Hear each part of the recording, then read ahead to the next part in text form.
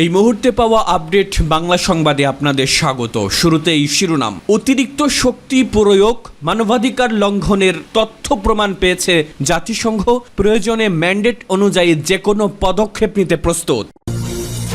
এদিকে চোখে মুখে লাল কাপড় বেঁধে কর্মসূচি পালন কোটা আন্দোলনকারীদের।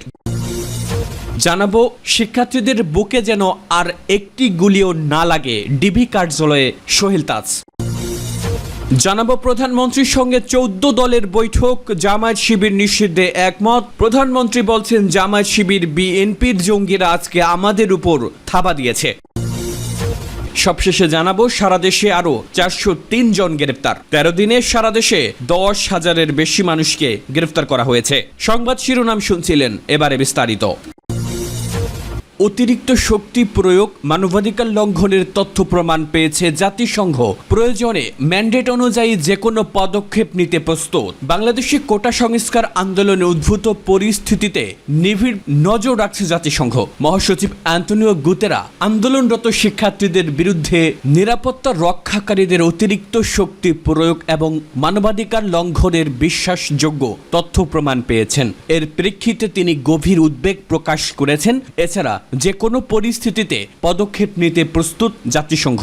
সোমবার মহাসচিবের মুখপাত্র স্টিফেন ডুজারিক ব্রিফিংয়ে কথা বলেছেন। প্রথমে তিনি বাংলাদেশ ইস্যুতে একটি বিবৃতি পাঠ করেন, এরপর প্রশ্নোত্তর দেন। শুরুতেই বিবৃতিতে তিনি সব রকম সহিংসতা দ্রুত, স্বচ্ছ এবং পক্ষপাতিত্বহীন তদন্ত পুনর্ব্যক্ত করেন এবং এর জন্য যারা দায়ী তাদের জবাবদিহিতা নিশ্চিত করার আহ্বান জানান। চোখে মুখে লাল কাপড় বেঁধে কর্মসূচি পালন কোটা আন্দোলনকারীদের। 9 দফা দাবি আদায়ে আজ মঙ্গলবার একক বা ঐক্যবদ্ধভাবে লাল কাপড় মুখে ও চোখে বেঁধে ছবি তোলা এবং অনলাইনে প্রচার কর্মসূচি পালন করছে বৈষম্য বিরোধী ছাত্র আন্দোলন। এর আগে সোমবার রাতে আন্দোলনের সমন্বয়ক মোহাম্মদ মাহিন সরকারের পাঠানো সংবাদ বিজ্ঞপ্তিতে এই কর্মসূচির কথা জানানো হয়। বিজ্ঞপ্তিতে বলা হয়, চলমান কোটা সংস্কার আন্দোলনে দেশ জুড়ে সাধারণ শিক্ষার্থীদের যৌক্তিক দাবিকে কেন্দ্র করে নির্বিচারে আইন শৃঙ্খলা রক্ষাকারী বাহিনীর গুলিতে শত শত শিক্ষার্থীর মৃত্যু ও হাজার হাজার ছাত্র জনতা আহত হয়ে যখন মৃত্যুর সঙ্গে পাঞ্জা লড়ছে, তখনও শিক্ষার্থীদের দাবি মেনে না নিয়ে 71-এর হানাদার বাহিনীর মতো মধ্যরাতে বাসা বাড়িতে রেইড ব্লকের মাধ্যমে নিরপরাধ শিক্ষার্থীদের তুলে নিয়ে রিমান্ডের নামে মধ্যযুগীয় কায়দায় বর্বর নির্যাতন চালানো হচ্ছে।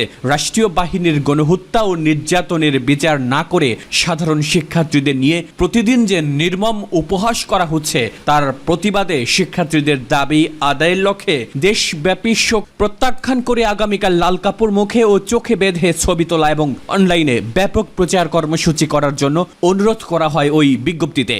শিক্ষার্থীদের বুকে যেন আর একটি গুলি না লাগে, ডিবি কার্যালয়ে সোহেল তাজ। সাবেক স্বরাষ্ট্র প্রতিমন্ত্রী তানজিম আহমেদ সোহেল তাজ বলেছেন, সাধারণ নাগরিক হিসেবে বাংলাদেশের সকল মানুষের মতোই আমি উদ্বিগ্ন। সোনার বাংলাদেশে মেধা দিয়ে যোগ্যতা, চিন্তার স্বাধীনতা থাকবে, যা ক্ষুণ্ণ হচ্ছে। কোটা আন্দোলন নিয়ে অশান্তি পরিস্থিতি বিরাজ করছে, শত শত প্রাণহানিতে ক্ষত তৈরি করেছে, বিবেককে নাড়া দিয়েছে। যে কারণে আমি ডিবিতে এসেছি। আন্দোলনকারী শিক্ষার্থীদের আশা না ছাড়ার আহ্বান জানিয়ে তিনি বলেন, তোমাদের ধৈর্য ধরতে হবে, দেশটা তোমাদেরই এই দেশ গড়তে হবে, সুসময় আসবে। সোমবার সন্ধ্যায় রাজধানীর মিন্টো রোডের ডিবি কার্যালয়ে হেফাজতে থাকা বৈষম্য বিরোধী ছাত্র আন্দোলনের 6 সমন্বয়কের সঙ্গে দেখা করতে যান সোহেল তাজ। এ সময় সাংবাদিকদের সঙ্গে আলাপকালে তিনি কথা বলেন, শিক্ষার্থীদের বুকে যেন আর একটি গুলিও না লাগে সেই আহ্বান জানিয়েছেন সোহেল তাজ। সোহেল তাজ বলেন, আমি ঢাকা মেট্রোপলিটন পুলিশের গোয়েন্দা বিভাগের অতিরিক্ত কমিশনার হারুন আর রশিদের কাছে প্রশ্ন রেখেছিলাম যে ছাত্র আন্দোলনের 6 সমন্বয়কে ডিবিতে রাখা হয়েছে গ্রেফতার হিসেবে নাকি সেফ কাস্টডি হলে দেখা করতে চাই, আর যদি গ্রেফতার হয় তাহলে আমার কোনো প্রশ্ন নেই। জবাবে হারুন আর রশিদ বলেছেন, 6 সমন্বয়কারী নিরাপত্তা নিয়ে উদ্বিগ্ন ছিল, তাই হেফাজতে আনা হয়েছে, তবে ঊর্ধ্বতন কর্তৃপক্ষের অনুমতি ছাড়া দেখা করতে দেওয়া যাবে না।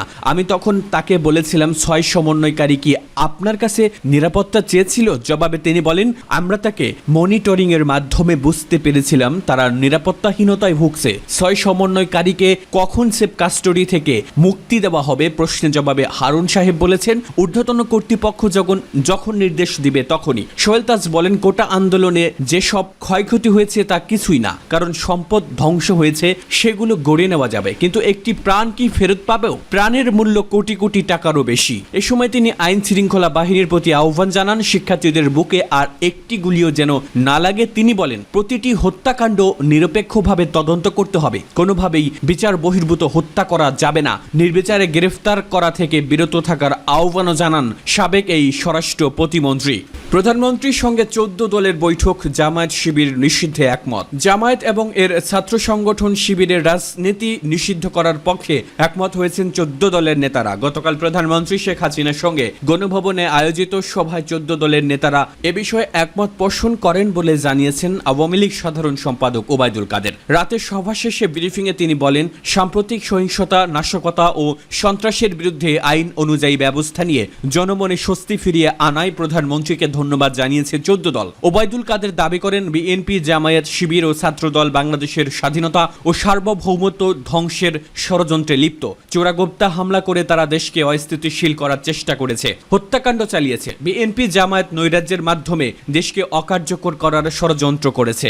সভা শেষে ওয়ার্কার্স পার্টির সভাপতি রাশেদ খান মেনন বলেন, জামায়াত শিবির নিষিদ্ধের সিদ্ধান্ত সরকার দ্রুত বাস্তবায়ন করবে। বৈঠকে 14 দলের অংশীদার বাংলাদেশ তরিকত ফেডারেশনের চেয়ারম্যান নজিবুল বশর মাইজ ভান্ডারী বলেন, জামায়াত শিবির নিষিদ্ধ হলে তারা আর সংবাদ সম্মেলন কিংবা অন্য কোনো রাজনৈতিক কর্মসূচি করতে পারবে না। ওদিকে সবার সূচনা বক্তব্যে প্রধানমন্ত্রী শেখ হাসিনা বলেন, জামায়াত শিবির, বিএনপির জঙ্গিরা আজকে আমাদের উপর থাবা দিয়েছে।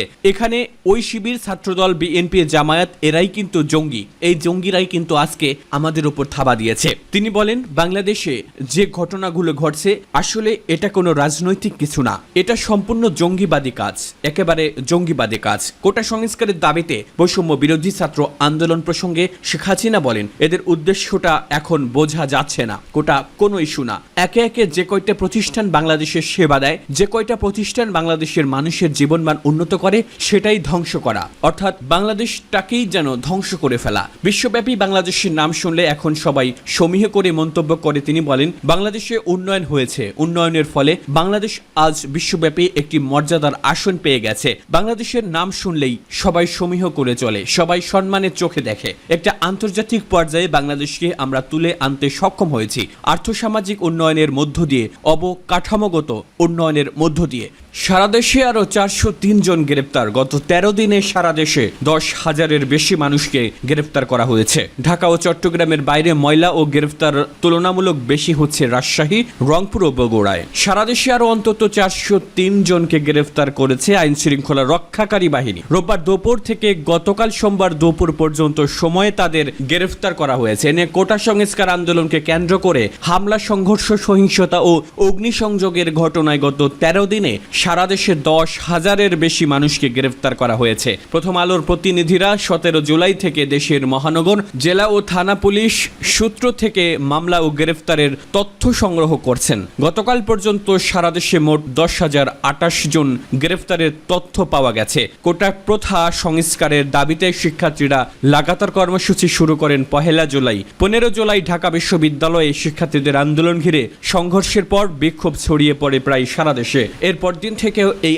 আন্দোলনকে কেন্দ্র করে ঢাকা সহ দেশের বিভিন্ন জায়গায় হামলা, সংঘর্ষ, সহিংসতা, ভাঙচুর, অগ্নিসংযোগ ও হতাহতের ঘটনা ঘটে। বিভিন্ন জায়গায় এসব ঘটনায় মামলা করে গ্রেফতার অভিযান চালাচ্ছে আইন শৃঙ্খলা রক্ষাকারী বাহিনী।